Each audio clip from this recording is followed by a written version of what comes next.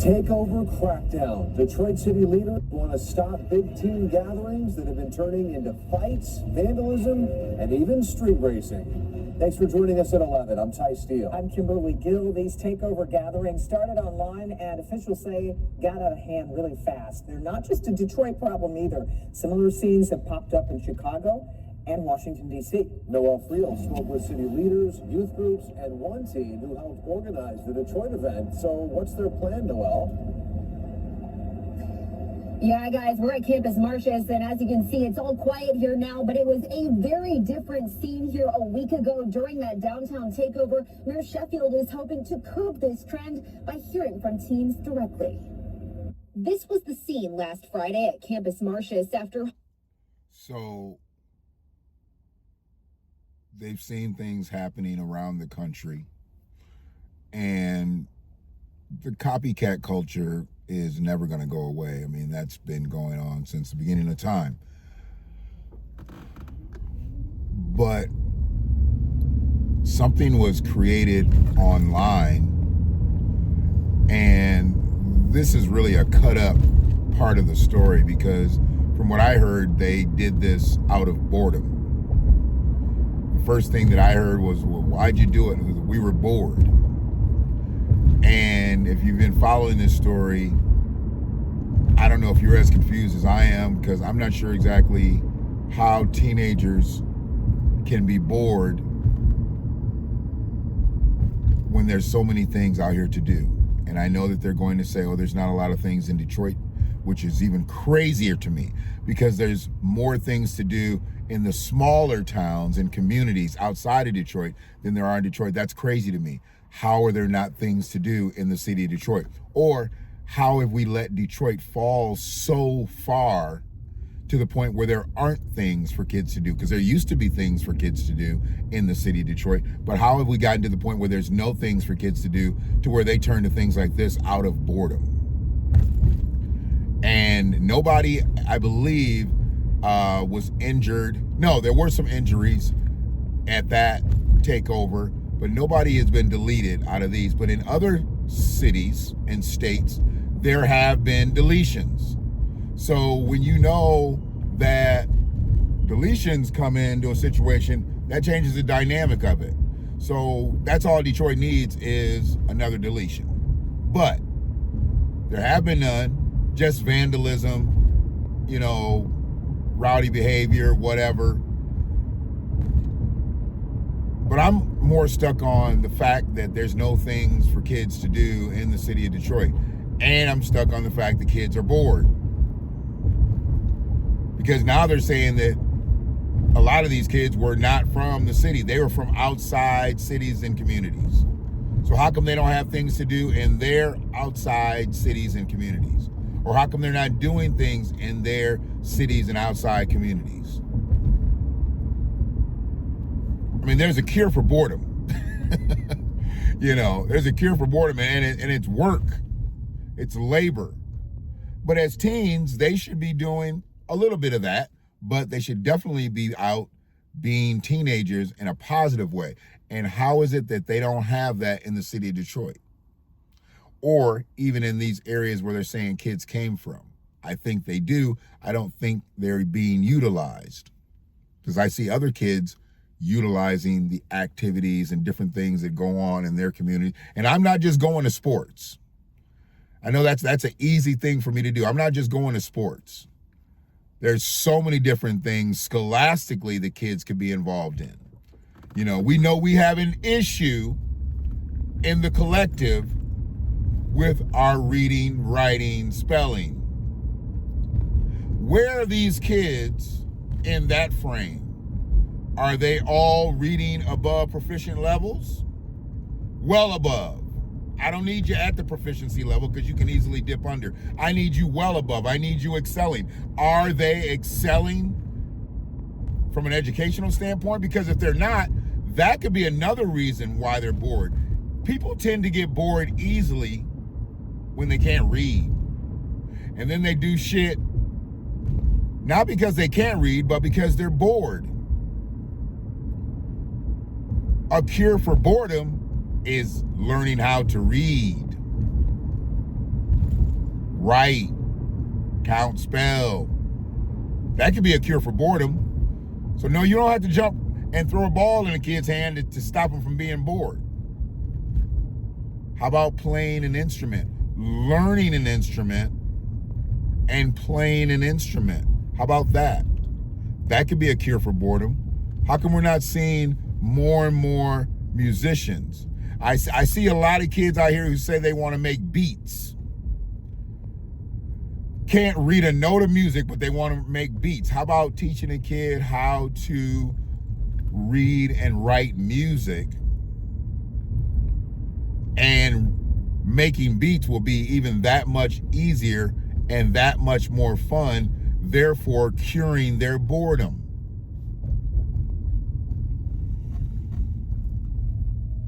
What about teams like debate team? You know?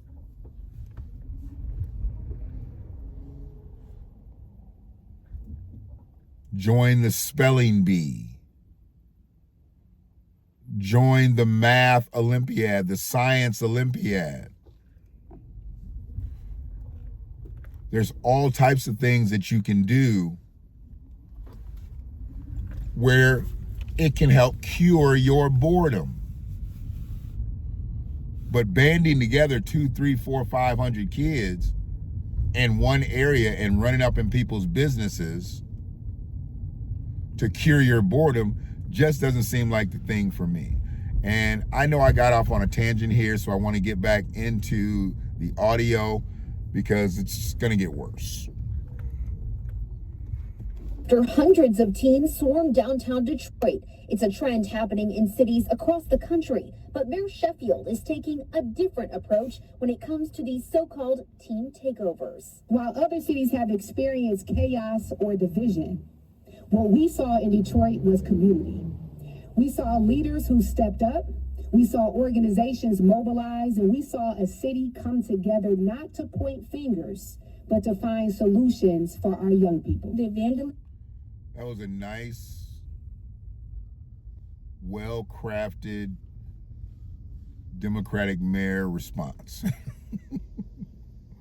Mary's on the job, and she's locked in with the Democratic talking points. I get it.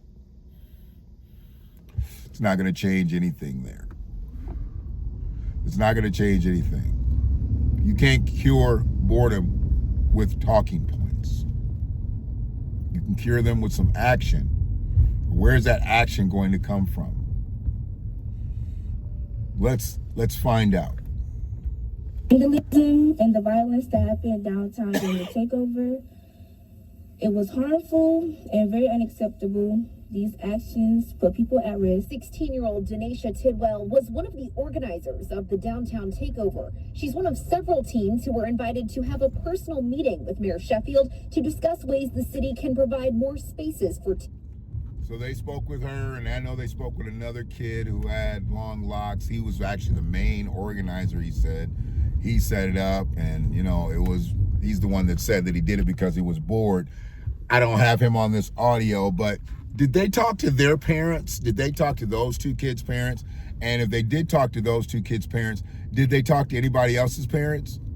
I mean, have all these kids' parents been talked to?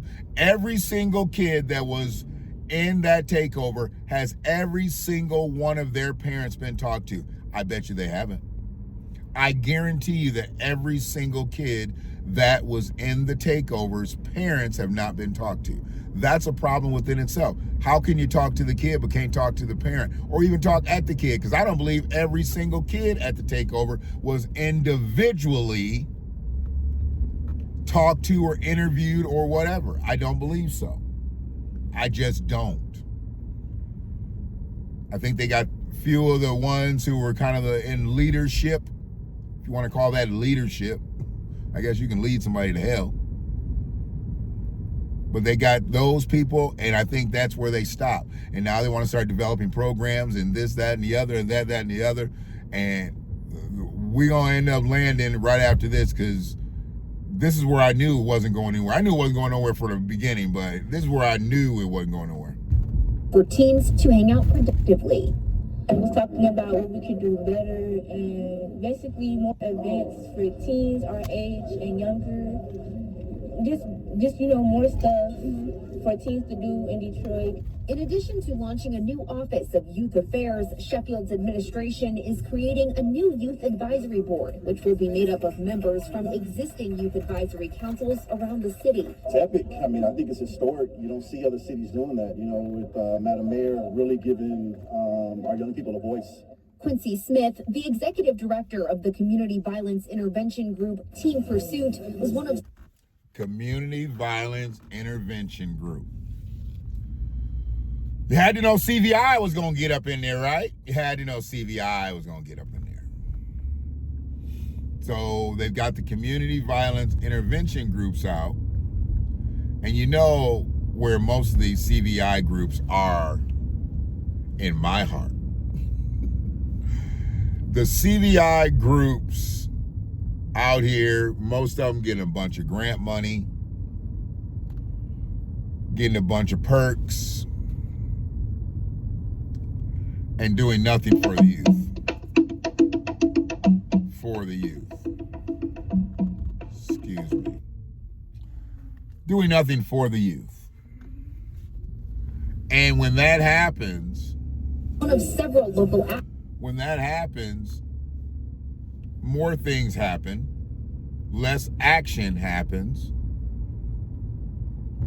and then they move on to the next. And what I'm seeing right now is that this is just going to circulate around through these various CVI groups. And there's some out here who are actually doing some work. And then there's other ones out here who are just full of shit. Now, this is in Detroit. I don't know a lot about the CVI groups there. I know about some, but I don't know a lot about a lot of them. But I know there's a few that are actually doing some work, which is good. And we can stand with them. But these other ones that just come along, I mean, I don't know this guy if he has a direct connection with the mayor or not. He's very articulate. I like the way he said Madam Mayor. So glad when people don't say Miss Mayor. Madam Mayor. Or just say Mayor. So he's articulate, and he seems like he's got his words together. He's got his words together. I just really want him to have his tactics together and his action together. I'm gonna go back 15 so you can hear all of what he says. It's epic. I mean, I think it's historic. You don't see other cities doing that, with Madam Mayor really giving our young people a voice. Quincy Smith, the executive director of the Community Violence Intervention Group Team Pursuit, was one of several local activists who were part of the mayor's meeting. His organization tries to find outlets for the city's young people, and that starts by listening to them. What this is about is us really creating those safe spaces for our young people. You know what I mean? Why do we have to create safe spaces in the city of Detroit in 2026? Why aren't there safe spaces for kids in the city of Detroit in 2026? When did it get to be a position for anybody to think, you know what, we don't need safe spaces for kids in Detroit? And now in 2026, we've got to create some? There used to be safe spaces for kids in the city of Detroit all over the place. What happened to the safe spaces for kids in the city of Detroit to where we now have to create them? Create them?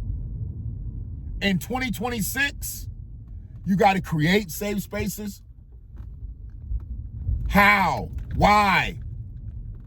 Nobody stopped having babies in Detroit. Babies turn into little kids turn into big kids turn into teenagers. And that's been going on. People are having kids all over the place in Detroit. Just saw something about a community baby shower. I don't know why you need a community baby shower. I mean, I do, but you don't. I don't. So kids are still having kids. Babies still having babies. They're having community baby showers.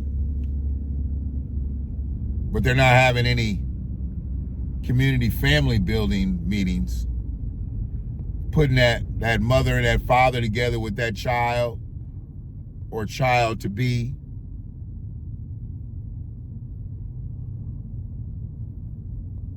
And saying, how we gonna work this out? If there's no future for y'all together, y'all still have to raise this child together. How we gonna work this out? I don't never see that. I just hear, baby showers, this, that, and the other, car seat giveaways, this, that, and the other. There's never anything to talk about building that family, which took two people to build that family. But one person is automatically outcasted. And maybe a lot of times the relationships don't work out, so the guy's out of the picture, but not all the time. Not all the time. Or it'd be one of them situations where he comes back episodically. That's the worst kind of situation. You need to stop that early. Because the baby don't need you in and out of his life, whether you're the mother or the father. The baby needs you 100% of the time. You might not have to be in the baby's face 100% of the time, but the baby needs to see you. The baby needs to see you. You need to be a part of that baby's life.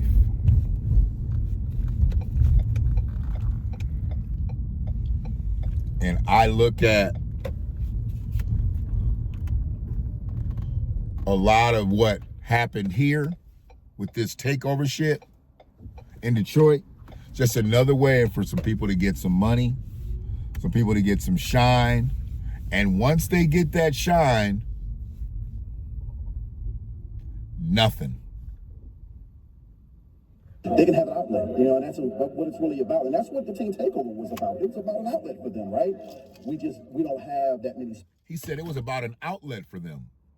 So he's conceding to it. He's now agreeing with what they did was a good form of expression.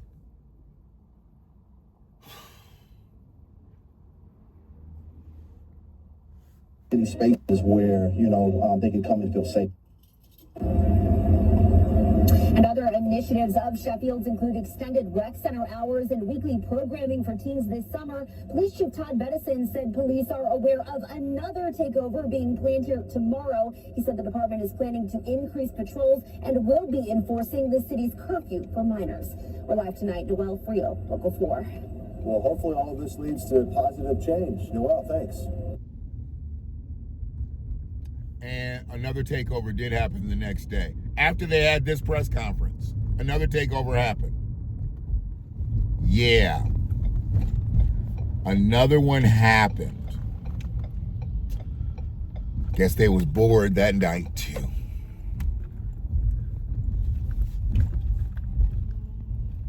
I'm done.